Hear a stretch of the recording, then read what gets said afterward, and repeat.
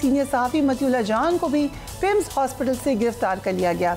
इनके साथ सहाफ़ी साकिब बशीर को भी गिरफ्तार किया गया कुछ देर के लिए, लेकिन बाद में उनको छोड़ दिया गया। मतीउल्लाह जान पर जो चार्जेस लगाए गए हैं वो भी हैरतनाक के साथ साथ अफसोसनाक भी हैं।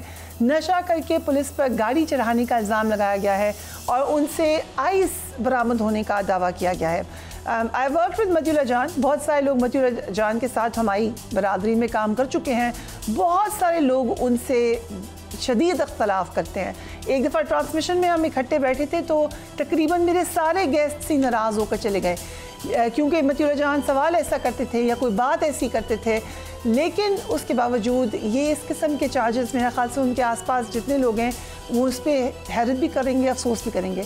मतीउल्लाह जान को आज इंसदाद दहशतगर्दी अदालत में पेश किया गया, जहां उनको 2 रोज़ के रिमांड पर पुलिस के हवाले कर दिया गया। दूसरी तरफ PTI को बैन करने की भी बात हो रही है।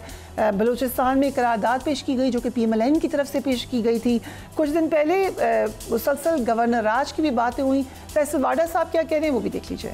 मेरे साथ 2 सीनियर पॉलिटिशियंस मौजूद हैं, मिफ्ता इस्माइल साहब and Mohammad Zubair sahab. Thank you so much for being on the programme. I start with you Zubair साहब।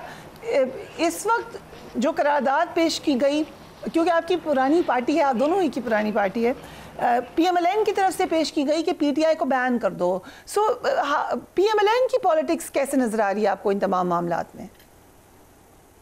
वो तो बहुत खुश हैं ये सब कुछ जो हुआ, और जाहिर है उनका बस चले तो वो बैन करेंगे। और इसमें सीरियसनेस भी है। बहुत से PMLN के लीडर्स हैं जिनको मैं जानता हूँ, वो they want to see the end of PTI। ये कोई आज की ख्वाहिश नहीं, ये पिछले 2 साल से ख्वाहिश है, ये May 9 से भी पहले की ख्वाहिश है। क्योंकि जाहिर सी बात है PMLN का सबसे बड़ा पॉलिटिकल राइवल PTI है, खासतौर पर पंजाब में। और पंजाब में अगर वो समझते हैं कि अगर फ्यूचर PMLN ने अपना कुछ रखना है, तो अगर PTI को ख़त्म कर दिया जाए किसी न किसी तरह से, तो फिर उनका कोई पॉलिटिकल राइवल पंजाब में नहीं होगा, ना पीपल्स पार्टी होगी, ना कोई और पार्टी होगी। So that is the way they think. और वो समझते हैं कि उनके पास इनफ रीजंस हैं ये सब करने के। अब जाहिर सी बात है, इस पर मैं क्या कह सकता हूँ कि एक सबसे बड़ी लार्जेस्ट पॉलिटिकल पार्टी को आप बैन करने की बात करें, सबसे बड़ी। और मैं एक चीज़ सिर्फ बता दूँ, कहना ज़रूर चाहूँगा, PTI is the only federal party in Pakistan, the only. और इसकी बड़ी फैसिनेटिंग बात यह है कि इसकी सपोर्ट बेस जो है हर तबके में है। जो सबसे लिबरल तबका पाकिस्तान का उसमें भी है, जो सबसे आप कह लें कि राइट विंग इलिटरेट तबका है उसमें भी है, अर्बन मिडिल क्लास में भी भरपूर सपोर्ट है, मुहाजिर्स में भी है, पंजाबियों में भी है, सिंधीज में भी है, पख्तून्स में भी है, बलोचिस में भी है। सो एक ऐसी पॉलिटिकल पार्टी को, और ये PMLN के जो संजीदा लोग हैं जैसे परवेज रशीद हैं, साद रफीक हैं, आई एम श्योर ये उनकी राय नहीं होगी कि जी ये एक फेडरल पार्टी को आप ख़त्म करके आप समझते कि पाकिस्तान को आप आगे लेके जा सकते। राइट। मिफ्ता इस्माइल साहब, मतीउल्लाह जान के हवाले से ख्वाजा साद रफीक ने एक ट्वीट किया है। वो कह रहे हैं मतीउल्लाह जान साहब एक मखसूस तरह से फ़िक्र के सीनियर और पेशावर सहाफ़ी हैं, बेखौफ हैं। उन्हें पुलिस पर हमला करने, आइस इस्तेमाल करने के झूठे इल्ज़ाम में गिरफ़्तार किया गया है। राना सनाउल्लाह के साथ ऐसा करने वाले शर्मसार भी हुए थे।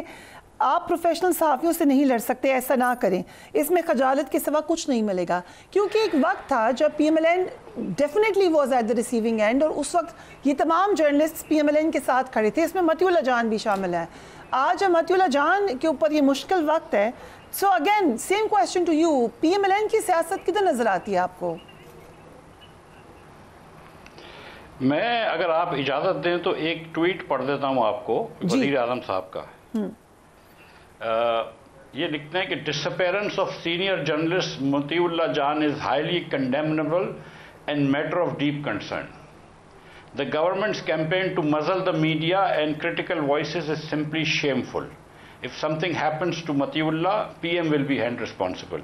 ये 2020 की बात है जब वज़ीर आज़म, आज के वज़ीर आज़म शहबाज शरीफ साहब ने कहा था उस वक्त के वज़ीर आज़म इमरान खान को कि मतीउल्लाह को उठाना और मतीउल्लाह या अपोजिशन के आवाज़ बंद करना एक बुरी बात है, और कुछ मतीउल्लाह को होता है तो PM रिस्पॉन्सिबल होंगे। उस वक्त तो वो अबडक्ट हुए थे 2 दिन के लिए, आपको याद है। उस वक्त भी मतीउल्लाह जान की बातें कड़वी लगती थी, आज भी मतीउल्लाह जान की बातें कड़वी लगती हैं, लेकिन मतीउल्लाह जान इंसान जैसा भी हो, और मैं समझता हूँ कि अच्छा इंसान है, वो मैसेंजर है, वो पैगाम रसां है, वो आपको लोगों के सेंटिमेंट्स बताता है और लोगों को खबरें देता है। उसको बंद करने से हकीकत नहीं छुपती, उसको बंद करने से फ़ायदा कोई नहीं होगा। जिस तरह आप ये बात कर रही थी पीटीआई को बैन करने की, तो अगर आपको याद है कि अवामी पार्टी को भी बैन किया था खान अब्दुल वली खान की, तो उन्होंने उसके जवाब में नेशनल डेमोक्रेटिक पार्टी बना दी, जो कि सरदार शहबाज खान मज़ारी और बेगम नसीम वली खान चलाती थी। आपने वली खान साहब को गद्दारी के उसमें बंद कर दिया था। फिर उसके बाद फिर जब अनबैन हुआ, भुट्टो साहब चले गए, तो ये वापस पार्टी खुल गई।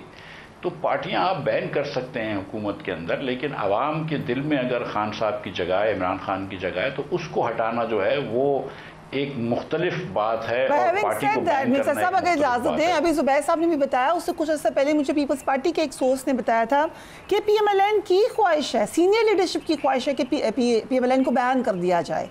एक सियासी जमात की जब ये ख्वाहिश होती है, सो वो क्या माइंडसेट है? देखिए, दो माइंडसेट्स इसमें एक साथ चल रहे हैं। इसमें कोई बात नहीं है, इसमें कोई ढकी छुपी बात नहीं है कि ये धरना अगर इमरान खान साहब ने किया था खुद से, तो 2014 का धरना जो था वो इमरान खान साहब ने किसी की ईमा पे किया था और इनकी पुष्ट बनाई कोई इदारा कर रहा था।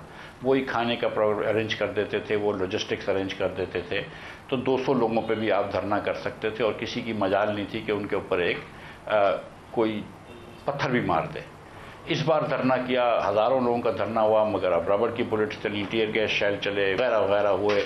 अब इस पे हम बहस कर रहे हैं कि कितनी शहादतें हुई। मुझे पता है कि 4 रेंजर्स भी शहीद हुए, एक पुलिस वाले भी शहीद हुए, वो भी हमारे बच्चे हैं। और जो पीटीआई के कुछ लोग हैं, कोई 4 कहता है, कोई 6 कहता है, लेकिन समझ लीजिए कि 6-8 का नंबर अगर जो है वो मेरे ख्याल से मुसद्दक नंबर है, तस्दीक शुदा नंबर है।